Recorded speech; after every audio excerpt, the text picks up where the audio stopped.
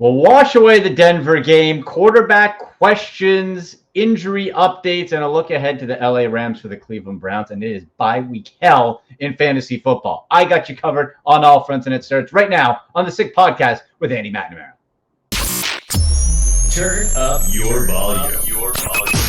Because you're about to listen to The Sick Podcast with Andy McNamara, the sickest Cleveland Browns podcast. In the backfield, Latavius Murray.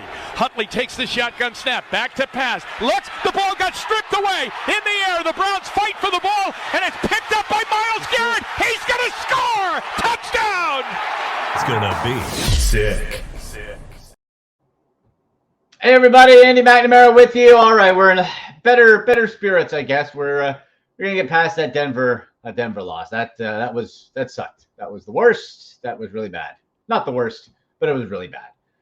On to the LA Rams. Lots of questions. Chris Meaney from FTN Network is going to join me in a few minutes to talk about fantasy football, NFL Week 13. We got 6 teams on bye. We're in bye week hell part 2. How are we going to get through it? We got you covered there. You can get your questions in using hashtag AskAndy on social media. Twitter, X at AndyMC81, at SickPodBrowns, and Instagram at AndyMCSports. Click the notification button. Don't miss an episode. Click subscribe. Share the link. And don't forget, we're live every Sunday morning, 10 a.m. Eastern, to get you ready for Browns football, fantasy football, and betting for that week of NFL action. All right. Let's just wrap up and get through this Denver game here. Let's throw out some dog bones here.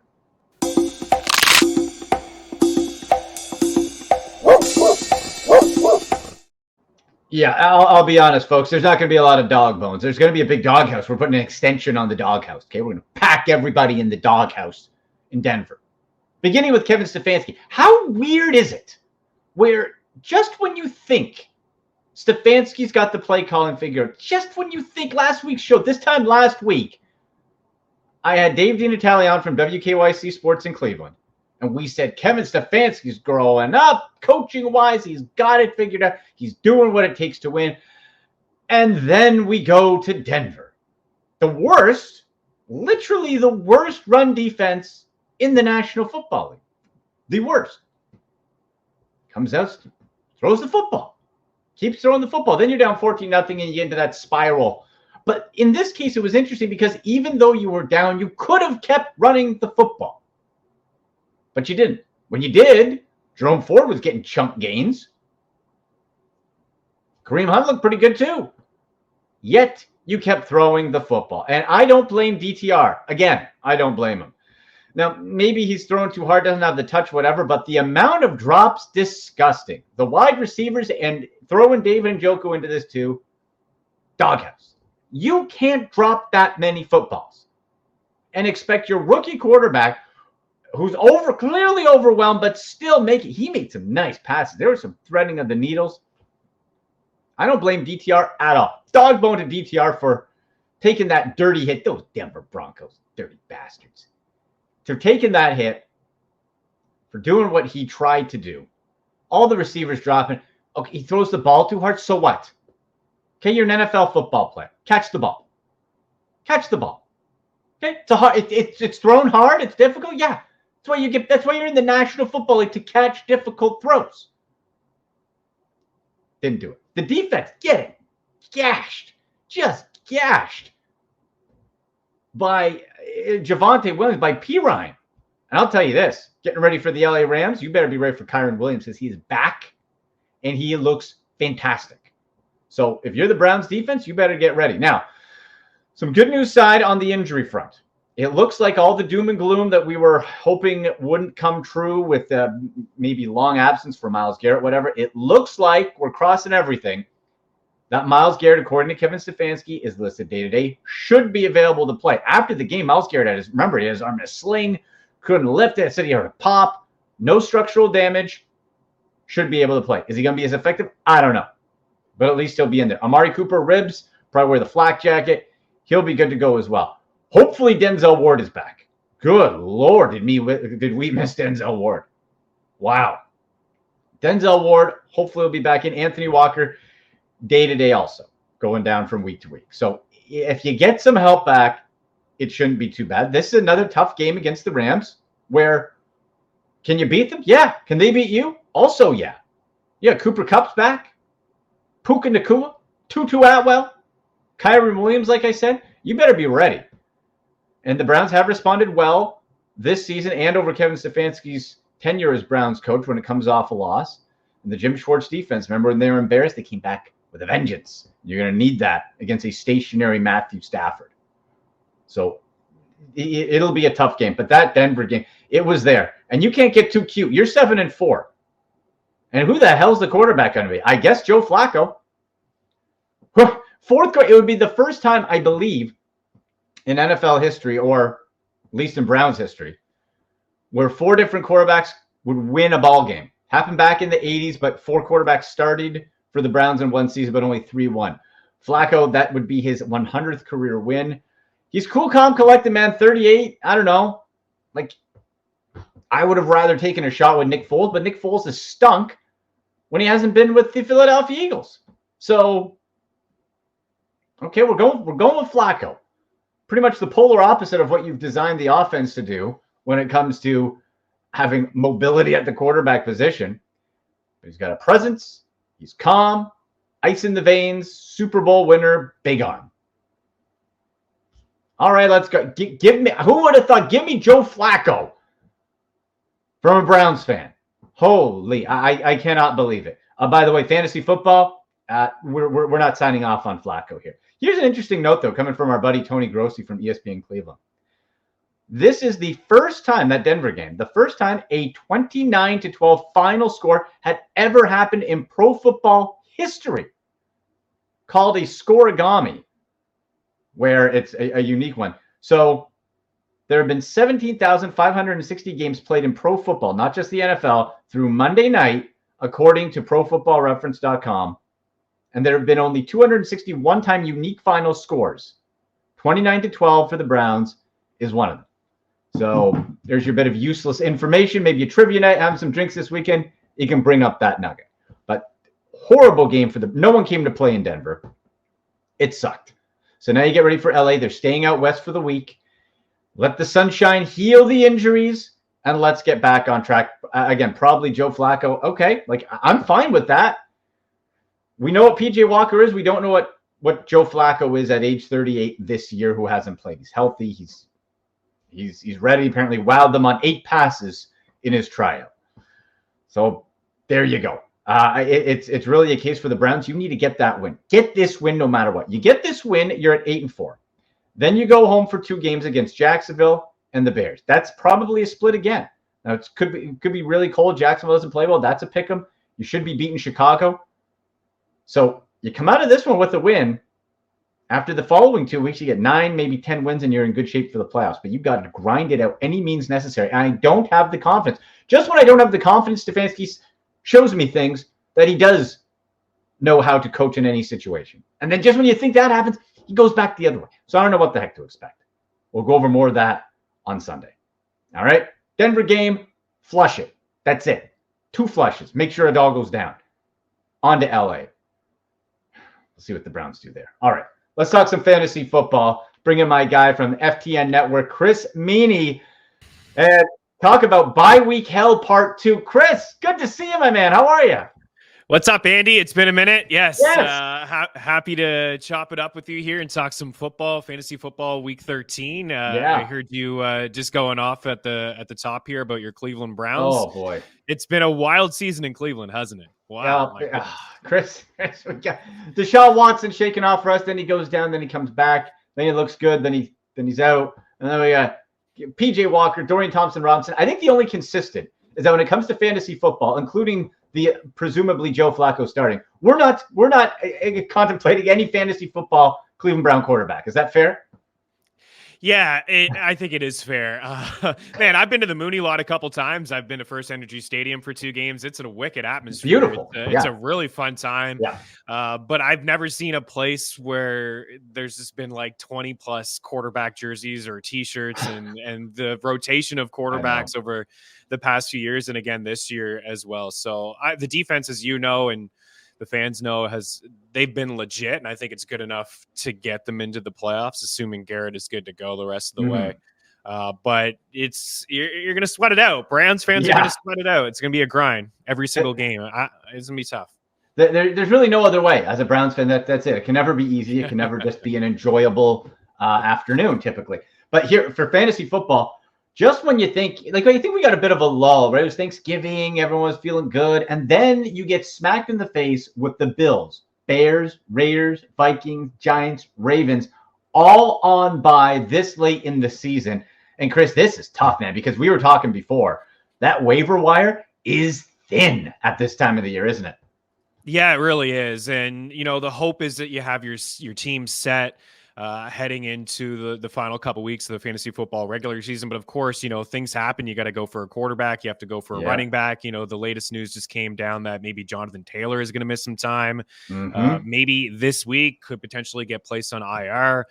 So like a guy like Zach Moss, who's hanging around 50% of Yahoo leagues, he could be somebody that was dropped over the past couple weeks. I think the biggest thing, Andy, at this time of the season is even if you are still fighting for a playoff spot, just you have to look ahead at your schedule. You have to try to figure out a way to handle these buys, to handle the buys week 14, the final week before you get into fantasy football playoffs. And that means having two quarterbacks. Even if you have, you don't want to carry a second quarterback if you have Josh Allen, Lamar Jackson on bye. Hopefully you planned this ahead. But even having just somebody, instead of going to the waiver wire now, in some leagues where there may just not be a whole lot there, guys like Russell Wilson and Baker Mayfield and Gardner Minshew are probably even scooped up. Like they should be. Have two quarterbacks, have handcuffs, even have a second defense. Just try to plan ahead because, as you know, and everybody knows, following football, it could change like that in a hurry, and it's kind of next man up.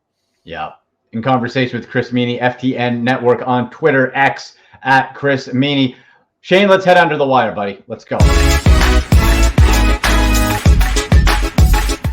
All right, we talked about it. Zach Moss, that has to be. I think, Chris, if you have any fab budget left and you need a running back, that's really the best option. Anybody else on the waiver wire right now that I can see of any notable availability? Like, we're going to have to go to Kenneth Gainwell? That doesn't make me happy. No. Jaleel McLaughlin? No. Like, this is not good. This is not good at all, right? Like, Royce Freeman, he's not playing with the Kyren Williams. Like, there's really outside of Zach Moss. So if he's there and you got money left, like that's it. It's week 13. Dump it all left. What are you saving it for, right?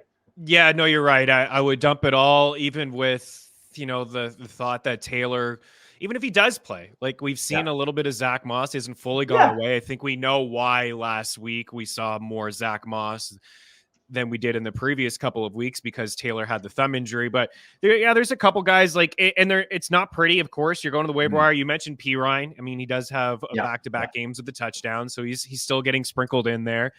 Zeke is getting anywhere from 8 to 10 carries a game. It is a matchup against the Chargers. They're one of the worst teams in football, among the leaders in allowing yards per attempt and just overall yards. And I think Staley's lost the room there in LA.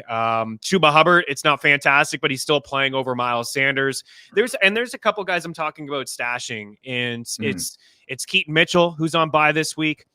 Last time we saw the Ravens against the Chargers, it seemed like it was his backfield. He had 32 snaps. Gus Edwards had 18. Gus Edwards has had a really good season, and it still may be a committee in Baltimore with a lot of these guys and Justice Hill and Lamar Jackson who likes to run the football. But if you're going to tell me Keaton Mitchell's going to get anywhere from 8 to 12 touches, it's a flex appeal option for me. He's really explosive. Home run hitter. Seen it now. Oh, home run hitter for sure. Yeah. So he's a guy that I would pick up and stash at the running back position. Elijah Mitchell should be picked up. Roshan Johnson, Tajay Spears, Algier, Dearness Johnson's playing behind Travis Etienne, not Tanks Bigsby. Rico Dowdle. Like, I know Pollard is playing good lately. Jeff Wilson, just have these guys that are the next man up situations linked to good offenses, because Dearness Johnson, if he was the guy in Jacksonville and you're giving him 15 touches, he could be a flex appeal for you. Dowdle in Dallas, Jeff Wilson getting a little bit of run with the Dolphins lately as well. So it's tough, man. It's this time of the year, as you know, and I'm in some tough spots too. I got to start some of these guys, but just make sure there's no next man up explosive running backs on good teams on the waiver wire at this time. Just sitting there. Yeah, and you mentioned Dearness Johnson. We know him well for the Browns, right? He had a nice run in Cleveland as a backup and can he can be quite serviceable. Ty Chandler's probably another one, not getting the touches now, but a jump up. Roschon Johnson, I'm totally with you, Chris. I was going to bring him up because the tricky part is, again, it does you no good for this week, but going forward after. But Johnson, especially with Donta Foreman down and Khalil Herbert, just like I don't even. Again, do you have a better choice? That's always the question. Do I bench so and so? Well, do you have a better choice? But Khalil Herbert he just doesn't have it. Chris, no, and you wonder about the injury. How healthy he is, and for the Bears, why not see what they got in Roschon Johnson, right? You're looking forward. I think out of the bye, if Foreman returns, then it can get crowded again, and it's possible he gets some early down work, and then it's really tough to start any of these guys. But Roschon Johnson has been the third down back basically all year. He's catching passes. I mean, his rushing and receiving yard prop yesterday was 30. I mean, he did it on the ground. I believe he did it in the air, through the air as well. So he's a guy that can rack up yards both ways. And yeah, I mean, you're Chicago here. You're going to get a top pick. You won a football game against Minnesota, and that was a fun, spoiler game for you. But ultimately, you want to see what you have in some of these younger players, so they could turn it over to him. Let's talk tight end, because even in the best of times, Chris, all teams playing the tight end spot sucks. we know this. This is not news. Pat Freiermuth is sitting out there, 50% availability, and this is somebody who a lot of people drop because of the injury. And boy, when Deontay Johnson is going the way he's going, and Freiermuth can be that little safety net for Kenny Pickett, I'd say it's Freiermuth, and then there is a substantial drop off. My next best one after that, I think you have to look at either like a Cade Otton for the Bucks or Tyler Conklin for the Jets, right? Yeah, I love the Freiermuth call, and I don't think he's. I mean, you can count on 100 yards. He hit the century mark, but one thing. And I'm sure you're well aware of this being inside the division. The Steelers, right? I mean, with Matt Canada is 0 games with 400 yards, 0 games. It was the first time in 59 games the Steelers had 400 yards of offense, and they still only had 16 points, but it was very encouraging. He had been outgained in every game this season, outgained in about 85% of the games he was an OC as well. I saw some explosive plays, 6 plays of at least 20 plus yards. Pat Freiermuth was part of a couple of those. I saw Kenny Pickett taking some shots in the middle of the field, which just wasn't the case. And we got a couple skilled wide receivers there too, and Pickens and Deontay Johnson. So I like that he's a top 12 tight end this week, Andy, with Kincaid out, Kmet out, Hawkinson's been a beast. He's out. And then Baltimore, of course, Mark Andrews, and then the hot pickup last week was Isaiah Likely. So you may actually have to go down to Conklin, who got some looks with Boyle. I like the Cade Otton call as well. I had to replace him in one league that I had Mark Andrews in. He's been getting some looks from Baker Mayfield, and the Bucs are playing pretty decently on offense. Playing Carolina too, which is a good spot. And then I guess if you get deeper and deeper, I know Higbee had a couple scores last week, but I don't really like the Rams to score a bunch of points against the Browns. So that's a desperation play there. Well, Chris, what happens with all these tight ends is, like, outside of the couple names that we mentioned, and even them as well, outside of maybe Freiermuth, is they're all touchdown dependent. Like you look, and it's like the Spider-Man meme where they're all pointing to, they all have like 4 targets and they'll all have like 3 catches for 38 yards. And if they don't score a touchdown, your day's over. Right? Like, that's it. Exactly. And I think the thing with, you are chasing some of these points. Clearly volume is king. You want them to be involved, and you're seeing some of these tight ends get looks from some young quarterbacks, but red zone targets are kind of key as well. And Freiermuth is going to get his when they're not running the football in Pittsburgh, and that's what they want to do. But also, you go back to Kincaid. I don't think the Bucs or the Jets will have many red zone opportunities, but their Bucs are a team that, if you've watched them all year, Baker's hung around. Mike Evans has had a great season. Godwin hasn't had the best of luck in terms of touchdowns, considering the usage he gets inside the red zone. But Cade Otton is an up-and-coming tight end. I really liked him a couple years ago, but of course, when Brady was going in Tampa, he wanted his old buddy Gronk there. But Cade Otton has done some really nice things this year that gets unnoticed. Yeah, it's not bad. Let's look at quarterback, and I'm surprised that still available in 47% of Yahoo leagues is Jordan Love. And Chris started the year hot, right? You look at the start of the year fantasy-wise, 4 weeks, first 4 weeks, 23, 20, 25, 19, then got figured out, cooled off, went down. Last 2 weeks, 20, and last week, 26.6, going up against Kansas City. Tough defense. maybe not the same opportunity for a shootout that we would think about in past years with Kansas City's the drop issues and not outside of Travis Kelce, not the same explosiveness, but certainly this seems like a decent matchup. And if you're looking for a playoff push and you need, like you said, that extra quarterback or you're on a bye, for Jordan Love, Kansas City, there's potential. You're playing the Giants next. Like, come on. And then you got Tampa Bay, Carolina. Like, that's not a bad stretch for a guy like Jordan Love. Yeah, you're right. I mentioned him on Mean Streets as one of the candidates to pick up as a second quarterback. You mentioned it. I'm not crazy about the matchup against the Chiefs, but I am seeing what he's doing, right? And you mentioned the fantasy points, 18 plus in 3 straight. He's kind of sneaky on the ground too. 39 rushing yards last week. He had 23 rushing yards in week 2, 39 in week 3, 37 in week 5, 34 in week 8. It's almost like a free touchdown, right? 4 points, 40 rushing yards roughly. Right. You're getting almost like you're getting a free score there. He doesn't have the same sort of upside as, some of the elite rushing quarterbacks like Lamar and Hurts and Allen, but he can give you a little bit of something there. Christian Watson seems healthy for the first time all year long, who is coming off a big game. One wide receiver that I wanted to bring up with you is Jaden Reed. Jaden Reed has got 18 touches over the last 3 games. He's kind of getting used like Debo. I'm not saying he is Debo, but they're just finding a way to. Matt LaFleur's called some good games lately, and I've been hard on him most of the season. This is a team that just cannot score in the first half of games, and in the second half, they adjust and they're coming back in games and they're moving the ball a little bit better. But Jaden Reed, to find a way to get the ball in his hands, whether it's an end around, a quick slant, taking some shots with him down the field, getting some red zone touches as well. And Romeo Doubs has got 7 touchdowns on the season, so. I really like the surgeons here lately of Trevor Lawrence, but do you want to start Trevor Lawrence week 15 against Baltimore in your first playoff matchup, or do you want to start Jordan Love week 15 against the Bucs, who are among the leaders in passing yards allowed, completion percentage to quarterbacks? So that's something to keep in mind. I would rather start Jordan Love. I don't want to start anybody against Baltimore, man. Like, that defense is legit right now. They're doing things that haven't been done in like 30, 40 years, man. Like 4-point yards per attempt. Like, that's nasty. Yeah. And like you said, you add that extra value of the legs with a Jordan Love.